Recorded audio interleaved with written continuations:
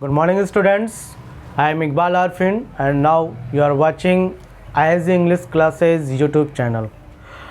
Students, आज हमारा lecture है मॉडल वर्ब वुड, है ना, जिससे कि मैं आपको बता दूं ये मॉडल वर्ब वुड के बहुत सारे फंक्शन होते हैं और आज मैं उसी पे चर्चा करने जा रहा हूं। तो जो लोग अब तक इस चैनल को सब्सक्राइब नहीं किए हैं या जो फर्स्ट टाइम इस चैनल को देख रहे हैं, प्लीज़ जल्दी से इस चैनल को सब्सक्राइब करें और वीडियो के अंत तक बने रहें ताकि उनको इसकी पूरी जानकारी मिल सके, लाभ मिल सके। आइए हम लोग आते हैं वुड के स्पेशल रूल्स, उसके सेंस, सिचुएशन पर और वुड का प्रयोग पर, है ना। तो वुड भी एक ऐसा मॉडल वर्ब है जो और दूसरे मॉडल वर्ब की तरह प्रयोग होता है सेम स्ट्रक्चर पे, जैसा कि मैंने पिछले वीडियो से स्ट्रक्चर आपको बताते आ रहा हूँ। Subject plus model. अब मॉडल की जगह पे आप can, could, may, might, shall, should जो भी आप रखना चाहें अकॉर्डिंग टू मीनिंग रख सकते हैं। वैसे ही वुड का भी प्रयोग करेंगे, subject plus would plus verb one plus object. तो इस स्ट्रक्चर पे यूज़ करना है। अब आइए वुड का प्रयोग कहाँ होता है, कैसे कैसे सेंस में होता है। वैसे वुड का मीनिंग गा गी गे के सेंस में होता है, विल की तरह ही है, गा गी गे के सेंस में होता है। कुछ वाक्य में इसके कुछ मीनिंग थोड़ा चेंज हो जाते हैं, वो हम लोग चर्चा करेंगे कैसे चेंज हुआ। तो सबसे पहला ये कि past form of will, would का जो प्रयोग होता है वो विल के पास्ट फॉर्म के रूप में होता है। विल का मतलब गा गी गे जो फ्यूचर टेंस के इंडेफिनिट सेंटेंस, फ्यूचर टेंस के सेंटेंसेस में यूज़ होते हैं, है ना। मैं जाऊंगा तो आई विल गो, इस तरह के सेंटेंसेस में तो उसी का पास्ट फॉर्म अगर बनाया जाए तो विल की जगह पे वुड का प्रयोग करते हैं। आप देख करते हैं स्टूडेंट, यहाँ पे एक एग्जांपल मैंने दिया है, जैसा कि ये एग्जांपल एक डायरेक्ट और इनडायरेक्ट नेशन से रिलेटेड है। आप देख रहे हैं Sanju said that he would come, ये इनडायरेक्ट नेशन का एक एग्जाम्पल दिया गया।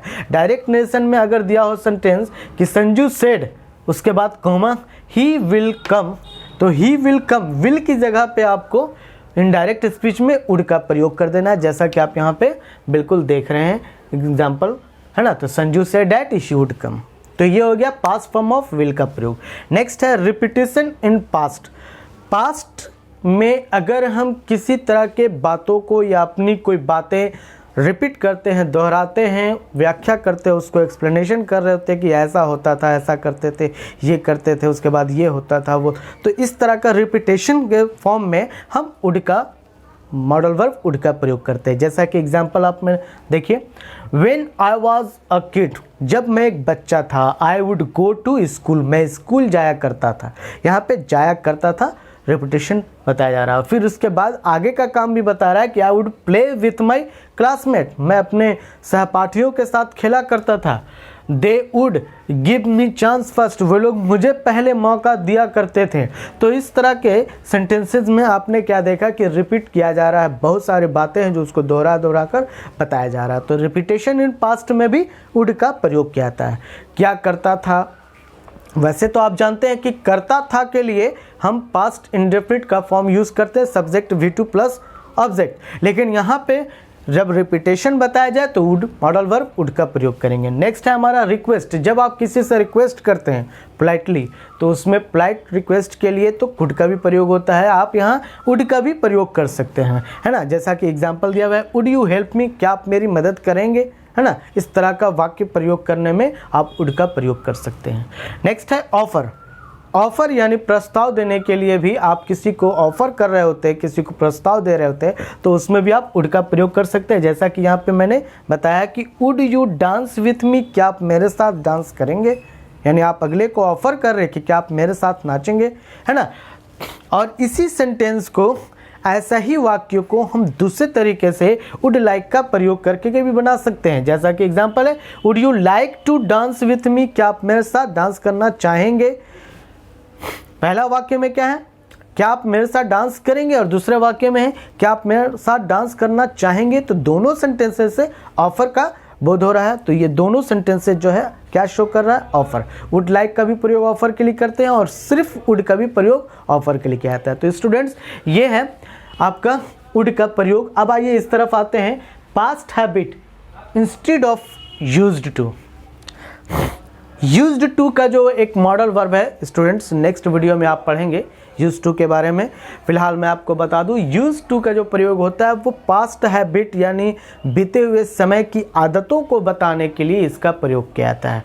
और यूज्ड टू की जगह पे आप वुड का भी प्रयोग कर सकते हैं। वुड का प्रयोग भी वही चीज़ दर्शाता है, पास्ट हैबिट को भी दर्शाता है। जैसा कि एग्जांपल देकर मैं आपको क्लियरफाई कर दूं कि कैसे ये प्रयोग होगा। जैसा फर्स्ट सेंटेंस है, I used to get up at 5 AM। मैं 5 बजे उठा करता था, ये पास्ट हैबिट हो गया।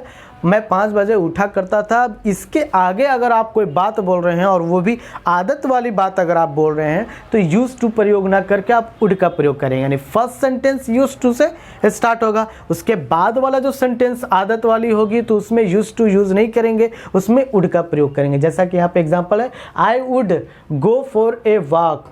मैं टहला करता था, मैं टहलने के लिए जाया करता था। Then I would get myself fresh and prepare for school. और तब फिर मैं खुद को जो है फ्रेश होता था, खुद को तैयार करता था स्कूल जाने के लिए। तो इन सभी वाक्यों में आपने क्या देखा कि आदत बताई जा रही है, पास्ट की कोई हैबिट बताई जा रही है, जिसमें आप used to first sentence start करते हैं और उसके बाद फिर जितने भी आदत वाले वाक्य होते हैं सब में वुड का प्रयोग होता है। नेक्स्ट आइए,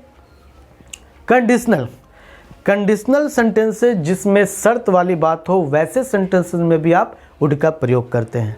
जैसा कि मैं 2 एग्जांपल देकर आपको क्लियर कर रहा हूं। इफ ही वर्कड हार्ड, इसका अर्थ हुआ कि यदि वह कठिन परिश्रम की करता, he would pass the exam, तो वो परीक्षा पास कर जाता।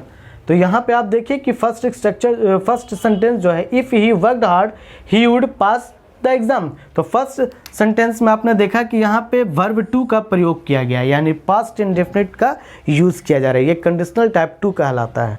तो ये जो है आपका पास्ट इंडेफिनिट टेंस का सेंटेंस हो गया। तो इसके साथ आप जब अगला जोड़ेंगे, he would pass the exam, है ना। दूसरा सेंटेंस है, इफ दे हैड आस्क्ड। यहाँ पे क्या आप देख रहे हैं स्टूडेंट कि यहाँ पे हैड प्लस वर्ब 3 का प्रयोग किया गया है, यानी पास्ट परफेक्ट टेंस का यूज़ किया गया है। यहाँ पे ये कंडीशनल टाइप 3 है।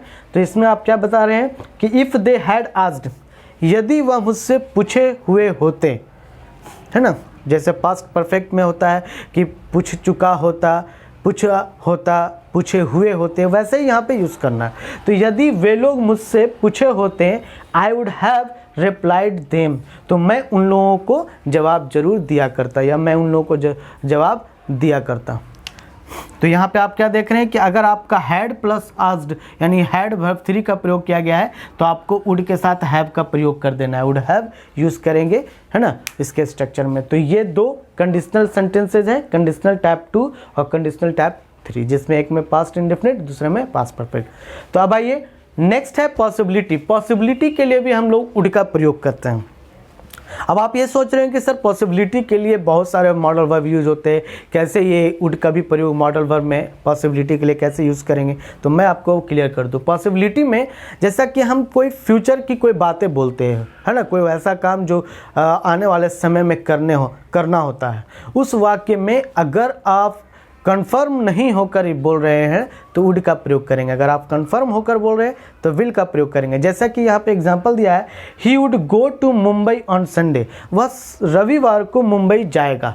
देखिए जाएगा आ गया, जाएगा के लिए तो आप यहाँ पे विल का भी प्रयोग कर सकते हैं, लेकिन विल का प्रयोग तब करेंगे जब आप श्योर हैं, कन्फर्म है कि हाँ वो रविवार को मुंबई जाएगा। तो जब कंफर्म है, श्योर है, तो वहाँ पे विल का प्रयोग करेंगे, और जब कंफर्म और श्योर नहीं है तो आप वहाँ पे वुड का प्रयोग करेंगे। जैसे खुद के बारे में भी आप कह सकते हैं, मैं कल उनसे मिलूँगा, तो मैं कल उनसे मिलूँगा अगर आपने कंफर्म कर लिया, आप एकदम बिल्कुल इरादा कर लिया है कि मुझे उनसे मिलना ही मिलना है, तो वैसे सेंटेंस में आप विल का प्रयोग करेंगे। I will meet them tomorrow, मैं उन लोगों से कल मिलूँगा। लेकिन आप केवल एक संभावना व्यक्त कर रहे हैं कि हाँ मैं कल उन लोगों से मिलूंगा, शायद मैं उन लोगों से कल मिलूंगा। अगर इस तरह का आप के दिमाग में सेंस आ रहे हैं, इस तरह का बातें आ रही है, तो आप वहाँ पे वुड का प्रयोग करेंगे। आई वुड मीट देम, है ना, मैं उन लोगों से मिलूंगा। तो यहाँ पे सेंटेंसेस यूज होगा। अब आइए फ्यूचर फॉर्म ऑफ वांट। ये जो मैं बता रहा हूँ स्टूडेंट, ये सबसे इंपॉर्टेंट है, आपको इस पर फोकस करना है, ध्यान देना है। वांट का प्रयोग फ्यूचर टेंस में नहीं होता है, वांट का प्रयोग प्रेजेंट टेंस में पास्ट टेंस में होता है, फ्यूचर टेंस में वांट का प्रयोग नहीं होता है। तो फिर वांट का प्रयोग फ्यूचर टेंस में नहीं होता है तो उसकी जगह क्या यूज़ करेंगे? जी हाँ, उसकी जगह वुड का प्रयोग करते हैं। कैसे, किस तरह से, उसके पर आप ध्यान दीजिए। जैसा कि आप एक एग्जाम्पल ले सकते हैं, आई वॉन्ट टू स्पीक, मैं बोलना चाहता हूँ। ये हो गया प्रेजेंट टेंस का सेंटेंस, प्रेजेंट इंडेफिनिट।